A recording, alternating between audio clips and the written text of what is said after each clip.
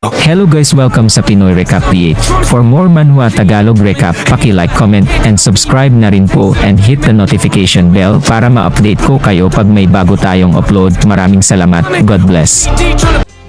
Bago tayo magsimula mga idol, shout out muna sa mga sulid na sumusuporta sa channel ko. Maraming salamat at kung hindi ka pa nakasubscribe, baka naman thank you. God bless. Si G, na nagtataka kung bakit siya nahuhuli ng mga naliligaw, at naalala niya ang isang insidente ng panunuya sa kanya ng mga tao sa pagiging nag-iisang nakaligtas sa kanyang grupo, at sinigawan niya ang mga ito na tumigil sa pag-uusap sa likuran niya.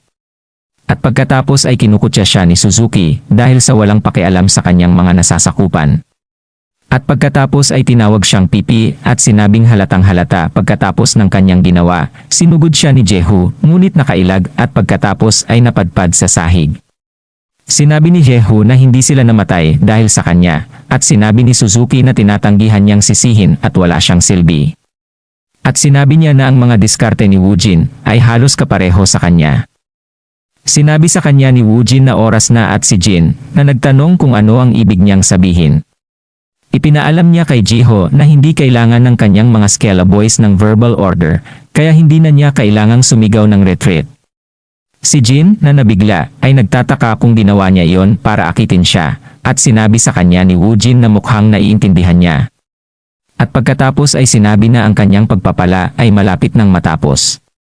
Si Jehu ay nalilito kung paano nalaman ni Woojin ang haba ng kanyang kakayahan at sumigaw na nagtatanong kung sino siya. Sinabi ni Woojin na nakakaawa na hindi pa niya alam at pumunta para sabihin sa kanya. Ngunit si Jin, na lalo lang nataranta at natapos ang kasanayan sa paglalagay ng kwintas sa isang cooldown.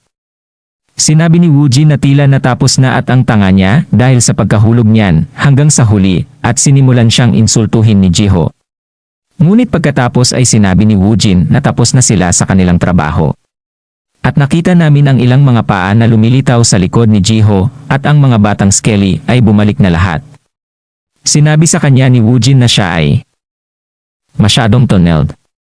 Ni hindi niya alam kung nasaan siya at ipinaliwanag sa kanya na dito niya unang nakita ang mga ito at paikot-ikot lang silang tumakbo. Natapos nila ang kanilang trabaho.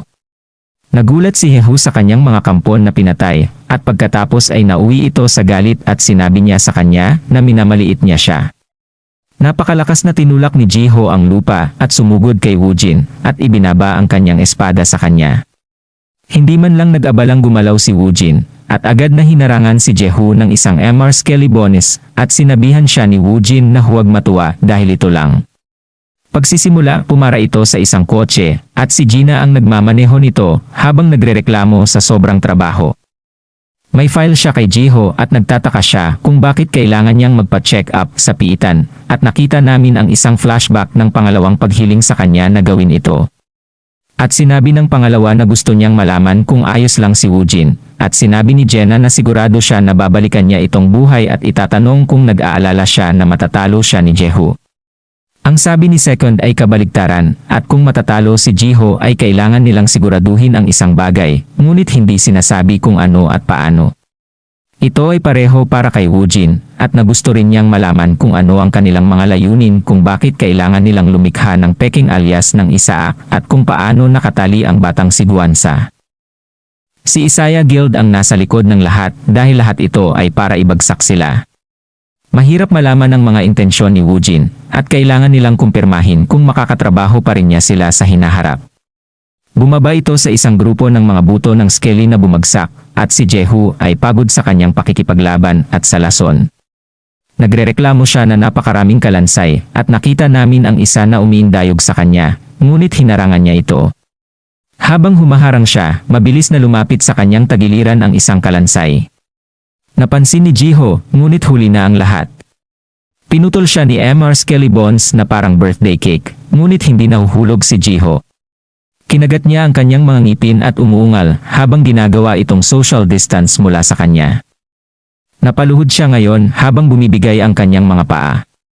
Sinabi ni Woojin na nakahawak siya ng maayos at masama sana kung hindi niya gagamitin ang Mastery Stone para madagdagan ang kanyang Skelly count. At ngayong ganap na siyang naapektuhan ng lason, hindi na niya kailangan pang libangin siya. Sigaw ni Jiho na awayin nila siya. Siya swings at kalaunan ay bumagsak sa sahig, paulit-ulit pa rin upang labanan siya at na siya ay maaaring magpatuloy. Ngunit habang siya ay gumagapang, siya ay namatay, at nakita namin si Woojin ay nakakuha ng higit na otoridad mula sa kanyang nimbus. Lumapit siya sa bangkay ni Jiho at binuksan ang kanyang inventaryo, kinuha ang kwintas na dala niya. At sinabi niya na ito ang kanyang unang pagkakataon na nagmamay-ari ng isang item mula sa isa sa mga Round Table Knights, at dahil sa pagkamatay ni Jehovah, may magpapakita ng kanilang mukha. Hindi sinasabi kung sino. Binabasa niya ang mga alaala ni Jihui, at nakita naming nag-uusap si Suzuki. Pagkatapos ay sinabi niya na sinadya niya ang kanyang mga subordinates. Sinabi sa kanya ni Jehu na ang isang aso ay dapat kumilos bilang isa, at dahil makikita niya ang mga Panginoon, hahayaan niya itong dumausdos. Pero sa susunod hindi na siya. Ngumiti si Suzuki, sinasabing inaabangan niya ito. Nakita namin si Jiho na binabati ang dakilang bayani, na ipinahayag na si Sejin. Nagalit si Woojin nang makita ang kanyang mukha, at sinabing kapag nalaman nilang namatay si Jiu, gaganti sila, ngunit sisiguraduhin niyang magbabayad ang sinumang sumuporta kay Sejin, at hindi pinansin ang hustisya. Nakita namin ang ilang mga orsi sa lupa, at ang ilang mga manlalaro ay nagtatangkang kumuha ng isang dalawa-headed dog at sinabihan ng isa ang isa na umatake ng sabay. Kinakailangan ang kanilang pain para magawa nila ito ng walang kaswalti, ngunit nakatanggap sila ng abiso tungkol sa pagkatalo ng aso at lahat sila ay gumawa ng mga malukong mukha habang sobrang naliligaw. Nalinis ang piitan at nakita namin si Woojin na naglalakad palayo sa gate, at siya ay nagulat ako nang makitang binati siya ni Jinna. Tinanong niya kung ano ang ginagawa niya dito, at sinabi ni Jinna na nasa lugar siya, kaya tumigil siya at may ibibigay pa siya kay Woojin. Nakita namin sila sa kotse at sinabi ni Gina sa kanya na gusto ni Second na pumasok sila sa isa pang piitan at pagkatapos nagtatanong kung kumusta si Jehu. Inaasahan ni Woojin na malalaman nila at naglagay si Jehu ng Peking alias na ibig sabihin ay alam ni Second kung bakit gusto ni Woojin ng Peking alias at pumayag pa rin. Inulit ni Jenna ang tanong niya at tinanong siya kung kamusta siya. Sabi ni Woojin na mas malakas siya kay Jenna, mabilis tumahol si Jenna. At tinanong siya kung paano niya nalaman ang kanyang tunay na kakayahan. Sinabi sa kanya ni Woojin na pinabagsak ni Jehu ang 1-0 sa 12 Skelly Boys at kung gusto ni Jenna na patunayan na mas malakas siya kaysa sa kanya, maaari niya itong subukan kung gusto niyang subukan. Ginawa ni Gina ang isang super convincing na mukha at sinabing ang isang tunay na lalaki ay hindi dapat magyabang at mabilis na iniiba ang paksa upang gumana. Sinabi sa kanya ni Woojin ang tungkol sa piitan ng Horn Fox at sinabi ni Jenna na dahil alam niya ang tungkol dito, laktawan niya ang paliwanag. At malinaw na, ngunit pupuntahan niya ang kanyang isaak, at sigurado siyang alam niya kung bakit at itatanong kung ano ang iniisip niya. Napagtanto ni Woojin na ang pagpapadala kaagad sa isa pang piitan pagkatapos bugbugin si Jiho ay may ibig sabihin, at pumayag siyang gawin ito. Nakita namin si Woojin na nagmamaneho palayo kay Jenna, at mabilis na tinawagan ni Jenna si Second at sinabi sa kanya na sinabihan niya itong huwag mag-alala kay Woojin dahil hindi niya yon. Take a losing fight. Second asks if he agreed to the dungeon, and Gina tells him agreed without even thinking about it, and he knows the dungeon details already. Second says that's good and warns Gina to resolve himself because now that Woojin agreed, there is no turning back. Iniisip ni Second kung paano kahit na hindi niya siya lubos na mapagkakatiwalaan. Kailangan nilang gumawa ng isang bagay ngayon upang makalaban sa Mesha Guild at mayroon lamang silang 2 hanggang 3 oras sa pinakamainam. Kaya kung may hindi sumama at susuriin, hindi nila itatago ang kanilang pagsalakay. Nakarating na si Woojin sa kanyang hideout at naalala niya iyon ng tama pagkatapos niyang linisin ang Horned Fox Dungeon dati at nakita namin ang kanyang recruitment sa Mesha Guild at sinabi sa kanya ni Woojin na kung gusto nilang sumali siya sa Guild Master siya mismo ang magtanong. Isang paa ang lumabas mula sa isang kotse at nagsasabing gusto niya ang kanyang lakas ng loob at kailangan nila ang kanyang lakas upang iligtas ang mundo. Lumingon si Woojin at nagtanong kung magiging kakampi niya ito at ito ang una nilang pagkikita. Nakatanggap si Woojin ng text at ikalawa ay sinabihan siyang magpakitang gilas sa bagong pagsalakay sa loob ng 2 araw. Napangiti si Woojin at sinabing tumaya siya tulad ng bago siya bumalik, naroon ang Mesha Guild, at mabuti iyon. Plano niyang buluhin silang lahat sa halaga ni Isaac bilang isang manlalaro. Nakita namin siyang hinuhugot ang karayom na katad ng ahas mula sa kanyang inventaryo at sinabing magiging abala siya upang matapos ang paghahanda. Ngunit dahil ito ay isang piitan na naalis na niya ng isang beses, ito ang magiging perpektong karanasan upang ipakita ang lokasyon ng piitan, at may sumigaw sa intercom para maghanda ang mga manlalaro, at nakita naming lumabas sina Woojin at Gina sa kanilang sasakyan. Tinanong ni Woojin kung handa na ba siya, at sinabi ni Jenna na naalis na niya ang imposibleng piitan, kaya syempre siya, at magiging madali ito.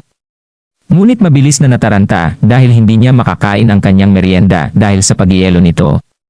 May nakita kaming sumigaw para sa lahat na pumasok sa kanilang Arctic gear, at sinabi niya sa kanila na siguraduhing alagaan ang kanilang mga sarili dahil kung sila ay maiwan, ay hahadlang sila sa mga tao. Woojin compliments. Nanginginig si Gina, nagtatanong kung gaano kalamig kung ang tangke na tulad niya ay nagyelo. Sinabi sa kanya ni Woojin na oras na para lumipat at nakita namin silang tumakbo palabas. Pagkaraan ng ilang sandali, tinanong ni Gina kung hindi ba mas mabuting lumipat sa Mesha Guild dahil kumikilos ng mag-isa sa kapaligirang ito, ngunit nagambala at tinanong ni Woojin kung siya hindi magagamit ang kanyang lakas sa lamig. Gina tells him that's nonsense. Sinabi ni Gina na ang kanyang palayaw ay ang Siberian Brown Beer, at ang ganitong uri ng temperatura ay wala sa kanya, at napakasarap sa pakiramdam. Ngumiti si Woojin at sinabing magandang malaman, at ang piitan na ito ay magiging mas mahirap kaysa sa dati nilang pagsasama. Tinanong ni Gina kung gaano ito kahirap, at sinabi ni Woojin na malalaman niya ito sa lalong madaling panahon. Dahil sa kwintas mula kay Jehu, nagsimulang mag-init si Woojin, at nilagyan din niya ang kanyang maskara. Sinabi niya kay Gina na oras na para lumipat at mas magiging mainit ang kanilang pakiramdam kung gagawin nila. Pumayag si Gina at nagtanong kung papakainin ba siya ng maayos sa pagkakataong ito. Tinanong ni Gina kung ano ang plano niya para sa piitan dahil ito ay isang survival quest at kung magtatayo sila muli ng fort. Sinabi ni Woojin na hindi at natutuwa si Jenna na hindi na niya kailangang magtayo muli. Ang mga batang Skelly ay ipinatawag at si Gina ay nabigla sa lahat ng mga kalansay. Ang pagkakaroon ng na-upgrade na drip. Nakita namin sila sa pulang baluti. Tinanong ni Jenna kung bakit katad lang ang binili niya sa kanila at hindi isang bagay na mas mahusay, ngunit napagtanto na ito ay mula sa ahas ng karayom. Nagalit si Gina na kinuha niya ang lahat ng katad at magastos ito ng malaki para sa isa lang, ngunit ang bawat kalansay ay may baluti. Sinabi ni Woojin na dapat makuha ng kanyang opisina ang kanyang bahagi, at sinigawan ni Jenna ang kalbo. Pinutol nito ang batang babae na nag-utos kanina, at napagtanto niyang 2 tao ang nawawala. Tinanong niya kung may nakakita kung saan nagpunta si Isaac at ang kanyang kasama, at humingi ng paumanhin ang isang manlalaro, at sinabing masyado silang abala sa paggawa. Nalaman namin na ang kanyang tunay na layunin ay upang matukoy kung ang pakikipag-alyansa kay Isaac ay katumbas ng halaga o hindi. Sinabihan niya ang manlalaro na bantayan ang kampo at mag-scout siya. Sinabi ng manlalaro na hindi niya kailangan at sinabi niya na ito ay mabuti at kailangan niya itong makita para sa kanyang sarili pa rin. Gaano kahusay si Isaac? Nakikita namin ang ilang lobo na umuungol at pagkatapos ay kinakatawan ng mga batang Skelly ang mga aso, pinalipad sila sa himpapawid. Si Gina ay sumigaw ng headshot sa Russian, at nakita namin ang Skeleton Boys na patuloy na nagtatrabaho.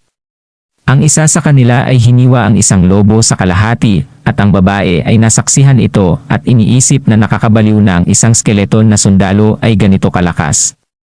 Ang isa sa mga kasama niyang manlalaro ay nagtanong kung dapat ba silang tumulong at sinabi niyang hindi nila ito kailangan, ipinakikita nila na ito ang kanilang lugar ng pangangaso at sila ay makakahadlang.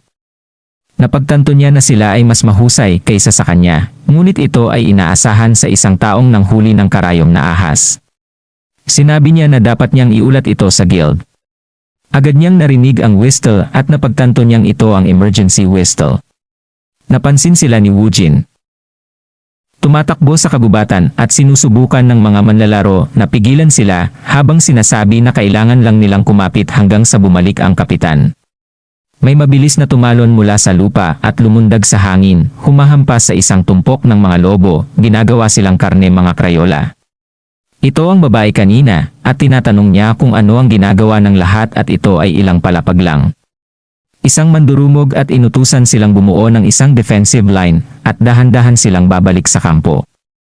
Ang isang lobo sa ibabaw ng cliff ay nagsimulang umungol at sa lupa. Nagsimulang manginig at dumagundong habang ang isang tagamanman mula sa unahan ay nakakita ng napakalaking pulutong ng mga lobo na magkakasamang tumatakbo na bumubuo ng isang halimaw na alon. Ang kapitan ay kinakabahan sa katotohanan na kung ano ang kanilang ginagawa na may ay hindi kahit isang wave. Nakita namin sina Woojin at Jenna na nanonood sa mga lobo, at sinabi ni Jenna na lahat ay mamamatay kapag hindi sila tumulong. Ngunit walang paraan si Woojin ay nag-iisip na pumasok, tama. Binalik nito si Woojin sa telepono kasama si Second pagkatapos humingi sa kanya ng pahina ng kasanayan, at pinasalamatan siya ni Woojin. Ang kasanayan ay tinatawag na aura field at ito ay buff o debuff sa loob ng isang partikular na lugar. Natutunan ni Woojin ang kasanayan at sinabi kay Gina na natutuwa siyang hindi na niya kailangang ipaliwanag sa kanya ang lahat. Nakita namin ang grupo ng mga babae noon ay napapaligiran ng mga lobo laban sa cliff and she should have paid more attention and that she was careless kasi first floor pa lang. Isang pagsabog ang naganap sa likod ng mga lobo at tinanong ng isa sa mga lalaki kung ito ay mga pampalakas. Sinabi ng babae na walang ibang tao na nasa piitan, ngunit pagkatapos ay napagtanto na siya ay mali at nakita namin si Woojin na naghahagis ng mga bangkay ng lobo sa cliff na kinatatayuan niya at smirks habang sumasabog sa kanila. Gina burst out mula sa pagsabog at sa tulong ng ilang Skelly Boys, simulan upang lipulin ang ilang mga lobo. Mabilis nilang na-secure ang isang lugar sa gitna ng alon. Nakita namin na ang isa sa mga skeleton ay may buff mula sa kwintas ni Jiho at ang kanyang mga mata ay kumikinang na dilaw habang ang buff ay nagsimulang kumalat sa lahat ng natitirang mga sundalo. Nalilito si Gina habang pinagmamasdan ang dilaw na aura na nagmumula sa mga buto ni Mr. Skelly dahil hindi pa niya ito nakikita noon at iniisip niya kung nabaliw na ba sila o ano. Nagsisimula silang lahat na umungol habang nagiging mga superstition. Hinawakan ng isa sa kanila ang kanyang palakol, pagkatapos ay hinayaan itong mapunit na humahampas sa maraming lobo.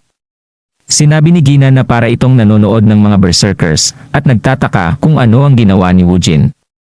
Nakita namin siya sa ibabaw ng cliff, pinapanood pa rin ang lahat ng ito at ipinaliwanag niya na sa halip na makasarili gamit ang buff ng mga kwintas, pinakamahusay na ibahagi ito sa pamamagitan ng paggamit ng aura field. At na ito ay mas mahusay. Pinagmamasdan niya ang isang panig na nilipol ng kanyang mga sundalo ang mga lobo, at pagkatapos ay itinapon ang isa pang bangkay, muli itong pinasabog. Nagulat ang babae na kumikilos sila na parang hadlang, at hinaharangan ang halimaw na alon, at napagtanto na ito ang tunay na kakayahan ng mga ngaso ng ahas ng karayom. Sinasabi niya na sa mga tauhan niya ngayon. At para maningil. Pumunta ito sa opisina ni Second at tinanong ni Secretary Lee kung inililigtas nila ang Mesha Guild at sinabi niya sa kanya na oo. Dahil pinupuri sila bilang mga bayani, hindi nila maipapakita ang puot sa kanilang mga tagapagligtas at mapipilitan silang gantimpalaan ang kanilang mga tagapagligtas. Kaya't papatayin nila ang 2 ibon gamit ang isang bato at sinabi niyang magandang ideya ito. Ngunit magtagumpay kaya sila? Dahil ang Mesha Guild ay maraming mahuhusay na manlalaro, kaya't para gumana ito, kakailanganin ni Woojin ang mga kasanayang higit sa kanila, at itinanong niya kung taglay niya yon. Sinabi ng pangalawa na tiyak na mayroon siya, at ikalulugod pa niyang ibigay ito sa kanya. Isang pautang. Ito ay nagulat sa kanya, at tinanong niya kung talagang mataas ang rating nito sa kanya. Sabi niya oo, at habang sila ay nasa piitan, kailangan nilang gawin ang kanilang makakaya upang matiyak na ang kanilang mga pagkakakilanlan ay hindi mabubunyag upang maaari nilang ipagpatuloy ang pagsasaka ng mga gantimpala. Bumalik ito sa piitan, at sinabi ng isa sa mga manlalaro na sa wakas tapos na at kung wala ang mga Ruso, imposible. Binati ng babae noon sina Woojin at Jenna at nagpasalamat sa kanila. Hindi kaagad tumugon si Woojin at napagtanto niyang maaaring hindi ito nagsasalita ng Korean, ngunit mabilis itong sumagot ng masamang Koreano at umalis. Sinabi niya sa kanya na maghintay. At tinanong ni Gina kung nakalimutan niya ang tungkol sa kanilang plano. Sinabi ni Woojin na naalis na nila ang pinakamalaking banta, kaya huwag mag-alala at ang pananatili sa kanila ay madaragdagan ang kanilang pagkakataong ilantad ang kanilang mga pagkakakilanlan at ngayong naipakita na nila ang kanilang mga kakayahan. Hindi na nila maaangkin ang piitan bilang kanila kaya. Ngayon ay maaari na silang magsaka ng mga antas. Sabi ni Jen na mangyaring huwag muli, at si Woojin ay numisi. Ito ay pumutol ngayong gabi at nakita namin si Jenna na gassed out at sinabi na siya ay dapat nabaliw na nakikipagtulungan kay Woojin. Lumilitaw ang isang level up na notification at nakita naming pareho silang nakatingin dito. Sabi ni Woojin ngayon ay level 35 na siya, hindi na niya mahihiling pa. Ngayon nakita namin na nakakakuha siya ng higit na otoridad at tumataas ang antas ng kanyang kakayahan sa lason. Tinitingnan niya ang kasanayan at nakita namin na hindi sigurado ang X rank sa pinakamataas o hindi at sinabi niya na ang kanyang kakayahan ay nasa ganitong ranggo. Mas maaga niyang matutupad ang kanyang plano. Tinanong ni Gina kung bakit seryoso ang mukha niya at kung may mali. Sabi ni Woojin hindi. Ngunit bago sila lumipat sa susunod na palapag, may natitira pang kailangan nilang gawin. Tinanong ni Jenna kung ano ang pinaplano niyang gawin ngayon. Sinabi ni Woojin na kumain ito dahil mas gagastusin nila ang susunod na palapag. Tinanong siya ni Gina kung totoo ito at nakita namin silang nagluluto ng pagkain sa apoy habang nagbabaga. Sinabi ni Gina na parang totoong team na sila ngayon at sinabihan siyang kumain. Sinabi ni Woojin na mayroon siyang itatanong bago at sinabing kahit na siya ay walang kamatayan, nakakaramdam pa rin siya ng sakit. Kaya hihimatayin ba siya sa sakit sa gitna ng away? Sabi ni Jenna syempre hindi, at siya ang manyak na Jenna at hindi siya hihimatayin. Sabi ni Woojin kung ganun, paano kung tinusok siya ng may sungay na fox hanggang kailan niya kaya? Isang bagay na mali at kung siya ay dapat humingi ng kapatawaran. Ito ay pumutol sa ikalawang palapag at nakita namin ang lahat ng mga manlalaro ay pinaglalaruan lamang, ipinadala sa paglipad sa buong lugar at nakikita namin bilang isang bagay na Sonics sa buong dingding. Nagtataka sila kung paano nila ito nilalayong labanan ito. Ang isa sa kanila ay nanonood habang ito ay lumapag sa tabi nila at pagkatapos ay agad na nasalo sa bibig nito. Pagkatapos ay tinakbo nito ang lahat at napagtanto ng kapitan na ang lahat ay mamamatay sa ganitong bilis at yon kailangan nilang selyuhan ang paggalaw nito kahit papaano. Siya ay nagngangalit sa kanyang mga ngipin habang sinusubukang malaman kung ano ang gagawin. At pagkatapos ay nakita si Gina na naglalakad sa kanyang harapan at sinabi sa kanya na papatayin niya ang fox para sa kanya. Iniisip niya kung ano ang pinaplano nitong gawin ng mag-isa at habang naglalakad siya pasulong, sinabi niya sa kanya na hindi siya basta-basta makakapagsingil. At nang walang plano, at nakikita namin ang refleksyon ng may sungay na fox sa kanyang mga talukap. Lumapit si Jenna dito at ito singhal sa kanya at mabilis na sumugod dala ang mga pangil nito ng direkta sa kanya. Bahagya siyang umiwas, ngunit nasimot pa rin ito na pagtantong mas mabilis ito kaysa sa inaakala niya. Ito ay naging Bellamy at sinabi ni Gina na ito ay tulad ng sinabi ni Woojin at na ito ay hindi malakas ngunit nakakabaliw na mabilis. Kaya ang tanging magagawa niya ay humarang sa kasalukuyan. Nagsisimula siyang mawalan ng balanse at napagtanto niya ito. Tumalon sa kanya ang may sungay na fox, tinutusok siya, tinusok ang kanyang katawan. Nagsisimula siyang mawalan ng malay at naalala si Woojin na nakikipag-usap sa kanya na ang mga kalansay na sundalo ay masyadong mabilis masira at ang isang bitag ay magtatagal. Sinabi ni Jenna na kailangan lang niyang pigilan ang paggalaw nito, tama ba? Pero may katuturan kung bakit niya iminungkahi na kumain sila ngayon. Tinanong siya ni Woojin kung kaya niya o hindi. Binuksan ni Gina ang kanyang mga mata at hinawakan ang may sungay na fox at nagsimulang huminto sa paggalaw nito na naging dahilan upang dumausdos ang mga ito sa snow. Gumalaw ang basbas ni Jeno at sinabi niyang masakit ito, ngunit sa wakas ay nahawakan na niya ito at nakita naming pinigilan niya ito. Mga galaw. Hangang-hanga ang kapitan sa pagpigil niya at napagtanto niyang hindi siya tatagal ng ganito. Isang araw ang lumilipad sa kanyang ulo habang nagsasalita siya tungkol sa kung paano ito magiging walang kabuluhan kung hindi nila ito papatayin ngayon. Ang palaso ay patuloy na pumailanglang patungo sa may sungay na fox at papalapit sa mata nito at pagkatapos ay tinamaan ito. Nakikita namin ito bilang inflicted na may lason, at lumingon siya upang makita si Woojin na may hawak na busog. Lumakad siya pasulong at nakita namin ang mga batang lalaki na nagsimulang humakot ng pisngi para iligtas si Jenna. Siya ay nanonood at mahina, natatakot sa kung gaano sila kalakas, habang parehong nasa ilalim ng level 40 at nakita namin ang mga batang Skelly na pumunta sa trabaho sa sungay. Fox at tinawag niya silang mga halimaw kumpara sa kanila at sinabing nasa ibang antas sila. Matagumpay nilang napatay ang may sungay na Fox at nagsimulang bumukas ang gate. Dumadagsa ang mga tao sa papalabas na mga manlalaro at nagtatanong kung si Kang Yong the girl captain yon o kung si Isaac yon at kailangan nila silang interviewin. Napanood nila ang paghinto ng isang diplomatikong sasakyan at napagtanto nilang sasakyan ito ni Isaac sa loob nito. Nakita naming huminto si Woojin. Palabas ng magbigay ng pahayag para sa kanya. Tinanong ni Second kung bakit kailangan niya ng isa at sinabi sa kanya ni Woojin na ipaalam sa kanila na gusto ito ng Mesha Guild. They are willing to donate the horn. Jenna asks if he's crazy after put him through all of that just to donate it. Ikalawa, naiintindihan niya at ito ay isang plano. Tinahol din siya ni Jenna. Nagdagdag si Woojin ng isa pang bagay at sinabing idiin ang kung gusto ito ng guild. Part 2 says alright, we see on the news that the statement is released and that Yumi says they would have failed without Isaac. Binasa ni Woojin sa kanyang hideout ang mga ito at sinabing natutuwa siyang naalagaan nila ito ng napakabilis. Mabilis siyang nakatanggap ng tawag sa telepono mula sa dalaga at pinutol siya nito sa kanyang opisina at nakikita namin sa TV na sinusubukan nilang alamin si Isaac's identity and Yongguan is annoyed that he's all they're talking about.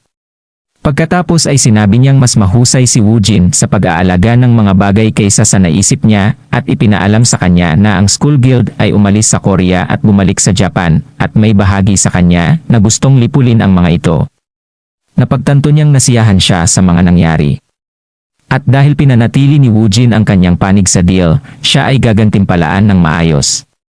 Ipinasa sa kanya ng kanyang sekretarya ang isang pahina ng kasanayan at sinabi sa kanya ng batang si Juan na kailangan niyang patuloy na lumakas.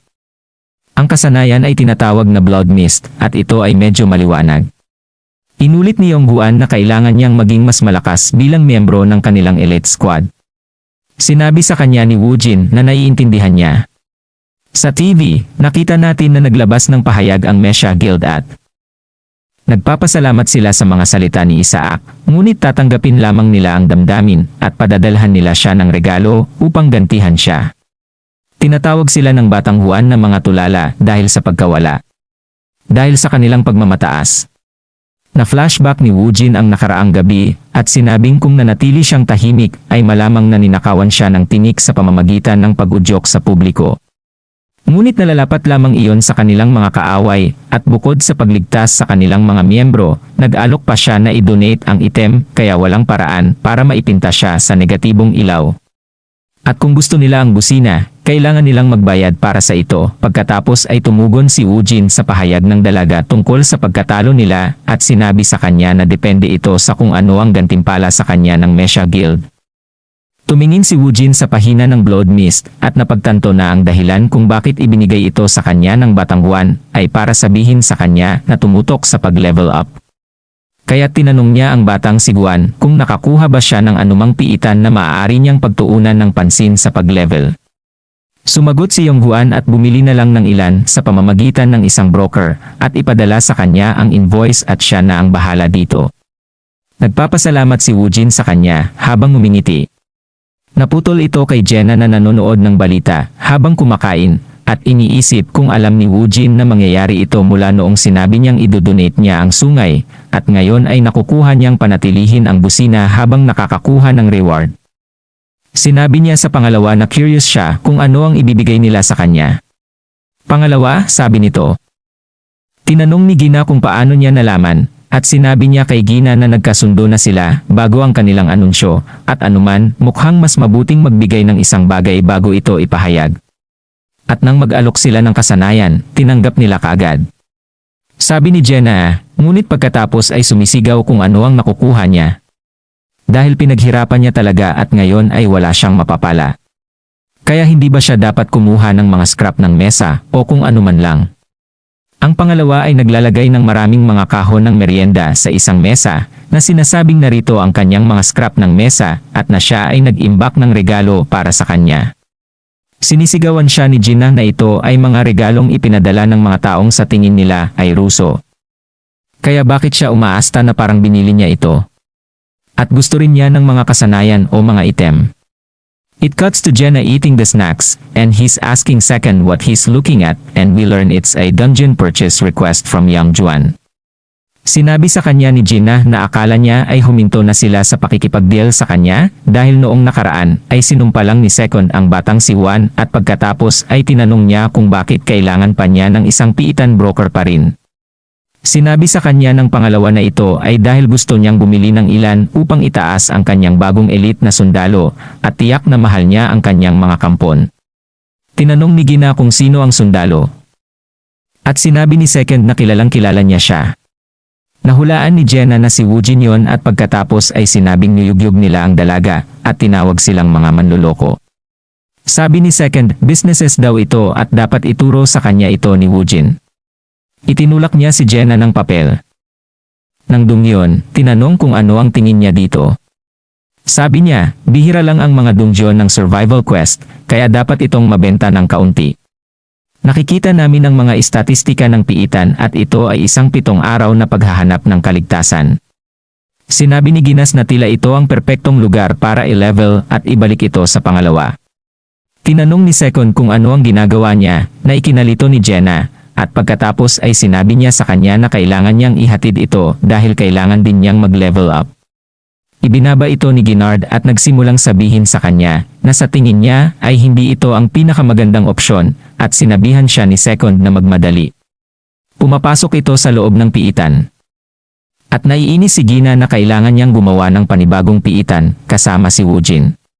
Na tumalikod at nagtanong kung dapat ba silang magsimula sa pamamagitan ng paglalakad ng magaan habang nakangiti. It cuts to the Hanson Corporation, the number 1 financial company in Korea, at sila ang pinakamalaking sponsor ng Mesha. Nakita namin na nalaman ng Shanghai ang tungkol sa pagkamatay ni Jiho at kung paano siya namatay habang hinahabol si Woojin. Tinanong niya kung bakit ginawa ni Jiho ang isang bagay na walang ipinagagawa sa kanya, pagkatapos ay nagtanong tungkol sa kwintas. Nataranta ang lalaki at sinabi niya sa kanya na bawin ito anuman ang mangyari. Naisip niya na habang hindi mahirap palitan si Jehu, walang kapalit ang kwintas at ang pagkabigo ng school guilds ay tila isang maliit na bagay. Nagdulot ito ng matinding tensyon sa pagitan ng mga master at ng Mesha Guild na sumisira sa kanilang alyansa. At ang pinagmulan ng lahat ng ito ay bata pa at nais niyang. Nagtanong siya tungkol sa bagong miyembro ng Young Women's Elite Squad at sumagot ang lalaki na sinusubukan nilang tanggalin si Woojin sa kasalukuyan, ngunit ginagawa ni Young Guan ang lahat ng kanyang makakaya upang protektahan siya at mabigat pa nga ang kanyang pamumuhunan sa kanya. Sinabi niya na huminto sa excuses at gusto niyang malaman ang mga plano para maalis siya.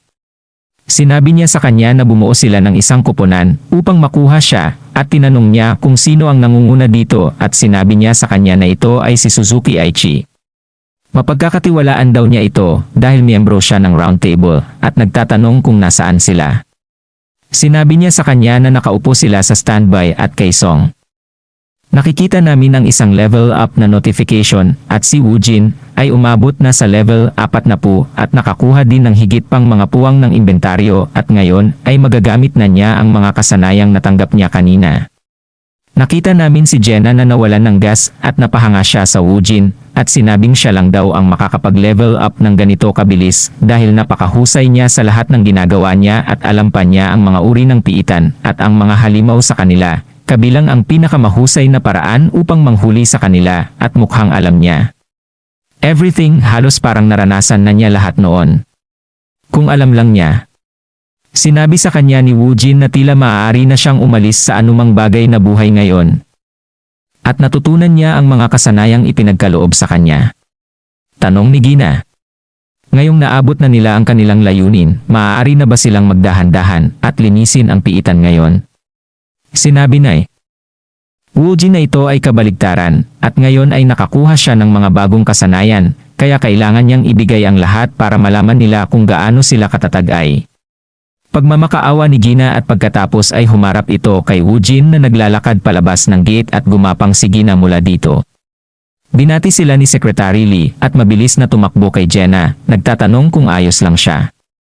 He lets out a ungle and she asks if he's hurting, and it turns out his ungle was him trying to say hungry. Hiniling ni Woojin na kausapin si Second at sinabi niyang oo at inabot sa kanya ang isang telepono. Tinanong ni Second si Lee kung ano ang problema at binati siya ni Woojin at sinabing nasa lugar siya na gusto niyang puntahan. Second mukhang nag-aalala na ang kaso nito Song of all places at nagtataka kung ano ang iniisip ni Woojin. Nalaman namin na pagkatapos lumitaw ang mga gate sa buong mundo, binuksan ng North Korea ang isang maliit na pinto upang makatanggap ng tulong mula sa labas. At ito ay si Kaeson at kung makakapag-alis ka ng piitan, pinapayagan ang anumang bagay. Kaya mabilis itong naging isang lungsod na nauugnay sa isang krimen. Pumaputol ito sa pagmamaneho ng bus at Kaeson, at ang isang lalaki ay kinakabahang nanginginig ang kanyang paa. Ang isa pang lalaki ay nagtanong kung ito ang kanyang unang pagkakataon na maging isang shuttle na ikinalito ng lalaki at ipinaliwanag niya na ang lalaki ay isang inventaryo na mule na mapipilitang maglabas ng mga bagay mula sa piitan. Sinabi ng lalaki na hindi ito totoo at ang isa pa sabi ni Guy, makikita ito ng lahat sa isang tingin lang at hindi naman daw siya isang marahas na kriminal at nagtatanong kung con artist siya. At kahit marami sa kanila ay marahas, hindi sila nagagalaw dahil sa pagiging manlalaro, ang ganda niya noon. Tanong ng lalaking kinakabahan kung paano siya napunta dito sabi ng lalaki. Damn, he's sure the other guy will pay for it after he work hard, and as he walk away, telling the man if he needs help then to ask. Of course, it's Woojin in disguise, and he thinks to himself that he'll make ganyan at magbayad para sa pagtataksil sa mundo. Ang lalaki mula kanina ay nakatanggap ng text na nagtatanong kung kamusta ang mga listahan ng shuttle at ang lalaki ay tumugon na nagsasabi na ang lahat ng ito ay mabuti at maaari nilang tratuhin ang mga ito na parang basura. Pumasok ang bus sa isang gate at ang lahat ay mabilis na hiniling na lumabas ng bus. Ito ay pumunta sa Second's office at sinasabi ni Gina na baka nabaliw si Woojin sa kagustuhang puntahan si Kaeson. At dahil puno ito ng mga kriminal. Nagtataka siya kung bakit pumunta si Woojin sa Lawless City. Pagtingin sa bill ng pagkain, sinabi ni Second na ang loko ay si Jenna para sa pagliligaw sa kanya. Tinanong siya ni Gina tungkol sa karayom na katad ng ahas noong nakaraan at mabilis na nagpalitan ng mga paksa si Second na sinasabing nalaman niya kung bakit nasa kason si Woojin. Napansin ito ni Jin at tinanong siya kung may tinatago siya. Hindi siya pinansin ni Second at nagpatuloy sa pagsasabing malas ang timing dahil nasa kaesong din ang lalaki. Tinanong ni Gina kung sino ang ibig niyang sabihin at sinabi ni Second na ito ay isang halimaw na mas malakas pa kaysa kay Woojin. At nasa kanyang level range na 50, walang makakalaban sa kanya. At umaasa siyang hindi sila magkasalubong. Sinabi ni Gina na walang shot na mas malakas ang isang tao kaysa kay Woojin at kung umiiral siya ay narinig na niya ang tungkol sa kanya. Sinabi ng pangalawa na malamang na mayroon siya, at na siya ang Mesha Guild's hunting dog na pinangalan ng Suzuki Aichi. Bumaling ito sa kanya sa telepono, at sinasabi ni Suzuki sa isang tao na sisimulan niya ang paghahanda. At kapag may nagtanong kung tungkol saan yon, sinabi niya sa kanila na mayroon na silang bagong target at iyon ay si Woojin. Sinabi ng isa sa kanila na hindi pa niya narinig ang tungkol sa si Woojin, at nakita namin siyang lumabas ng bus habang patuloy silang nag-uusap tungkol sa malamang na hindi siya isang ordinaryong lalaki. Sinabi ni Suzuki na ito ay walang kaugnayan at kailangan nilang gawin ang kanilang trabaho at dapat nilang mabilis na linisin ang piitan na ito at simulan ang pagsisiyasat sa kanya. Pagkatapos ay nagtanong siya tungkol sa mga shuttle. Ang sabi ng isa sa mga lalaki ay nag-text sa kanila ang taong namamahala na lahat ng ito ay ordinaryo. Para makapagpatuloy sila ayon sa plano. Sinabihan sila ni Suzuki na ihanda ang lahat. Si Woojin, sa disguise, ay nagsabing hindi niya akalain na makikilala niya siya ng ganito at na iniiwasan niya siya. Ipinaliwanag niya na si Suzuki ay isang asong pangangaso at nang maabot niya ang level 100 ay naging mahigpit siya. Dahil doon, kailangan ng Mesha Guild ng bagong hunting dog, ngunit ito ay isang bagay lamang na natuklasan niya sa ibang pagkakataon, at kung hindi dahil doon ay hindi siya ikakalat ni Sejen ng personal. Ngunit anuman, si Suzuki ay isang taong dapat niyang maliitin, at malamang na nakuha na niya ang singsing ni Lancelot mula sa Shanghai, kaya kung siya ay umalis mag-isa, siya ay magiging isang hindi mapipigilan na halimaw. Kaya kailangan niyang harapin ito ngayon. Pumasok sila sa piitan, at nakita naming pinatay ng isa sa mga shuttle ang isa nilang miyembro, at tumakas si Suzuki tumingin sa lalaki. Si Suzuki ay naging Sherlock Holmes at napagtanto na ginawa ito ng pumatay ng ilang beses, at sinabihan niya ang kanyang mga tauhan na alagaan ang lahat ng shuttles. Sinimulan nilang ilabas ang kanilang mga armas mula sa kanilang mga inventaryo at nakapalibot sa mga shuttle. Ang lalaki mula sa bus ay nagtanong kung ano ang nangyayari, at sinabi niya sa kanila na wala silang kahit na mga armas, kaya chill out. Siya ay patuloy na nagsasalita, ngunit isa sa mga lalaki, Fruit Ninja, at ang iba pa ay nanonood sa takot sa Fruit Ninja isa screams. Para tumakbo ang natitira at isang bloodbath ang naganap. Sinabi ng isa sa mga lalaki kay Suzuki na inalagaan nila silang lahat at tinanong kung dapat silang maghiwalay at hanapin ang tumakas. Sinabi sa kanya ni Suzuki na sinusubukan ng kaaway na idrag ito palabas, at dahil nag-iisa siya, sinusubukan niyang ilabas ang mga ito. Pagkatapos nilang maghiwalay at magtanong kung kailangan pa nilang libangin ang ganoong kapansin-pansing taktika, at sa halip na ang paghahanap ng impormasyon ay mas priority, nakita nila ang isang punong nahulog. Agad na napagtanto ni Suzuki na ang nimbus ng kalaban ay emissary of the underworld, at dahil hindi magagamit ng lalaki ang mga kasanayan sa pagtawag ng walang sakripisyo, ang golem ay isang distraction. Sinabi niya sa kanyang mga tauhan na hahabulin nila siya, ngunit patayin muna ang golem. Ang ilang walang pangalan ay nag-activate ng spell at nag-ugat sa golem at sumigaw. Ang mga golem ay lumalaban sa matutulis na sandata kaya napalitan sa isang mapurol. Sinimulan nilang sindihan ang golem sa pamamagitan ng pagmamartilyo sa mga binti nito. Si Wu Jin ay pinapanood at pinupunan sila sa kanilang pagtutulungan ng magkakasama at kung gaano sila kaalam sa kahinaan ng golems. Nakita naming hinihipan nila ang mga paa nito at nang magsimula itong mahulog, tumalon ang isa sa mga lalaki sa itaas nito. Inihanda niya ang kanyang martilyo at hinampas ang ulo nito na naging sanhi ng paglabas ng higanteng alabok. Ang isa sa mga lalaki ay nagsimulang makarinig ng isang kakaibang tunog at pinapanood ang isang araw na lumilipad diretso sa kanya, ngunit mabilis itong nilaslas ni Suzuki. Humingi ng paumanhin ng lalaki at sinabihan siya ni Suzuki na huwag maliitin ang kanilang kalaban. Napansin muli ni Sherlock na si Wu Jin ay pupunta para sa manggagamot habang ang lahat ay ginulo at sinabi na siya ay dapat na hindi kapani-paniwalang sanay at dahil siya ay maaaring gumamit ng mahabang hanay na mga sandata at tawag. Iniisip niya kung sino siya ay. Ang isa sa mga lalaki ay sumigaw tungkol sa isa pang pag-atake at si Suzuki ay tumalikod at siya at ang kanyang mga tauhan ay nakakita ng isang grupo ng mga nakabaluti na figura na tumatakbo sa kanila. Inilabas ng isa sa mga lalaki ang kanyang pana at sinabing bibilhan niya sila ng oras, kaya maggrupo. Nagpaputok siya ng maraming araw patungo sa mga figure at habang papalapit ang mga araw, nakita namin na dumaan lang sila sa damit ng figure. Natakot ang lalaki na hindi man lang nagtangkang umiwas ang mga kaaway at nang masira ang balabal ay nakita namin ang isa sa mga skelly. Inihanda ng mga lalaki ang kanyang espada at indayan ang lalaki ngunit naputol lamang ang kanyang mukha. Nagulat ang lalaki nang makakita ng isang kalansay. Hanggang dito muna sa part na to, salamat mga idol.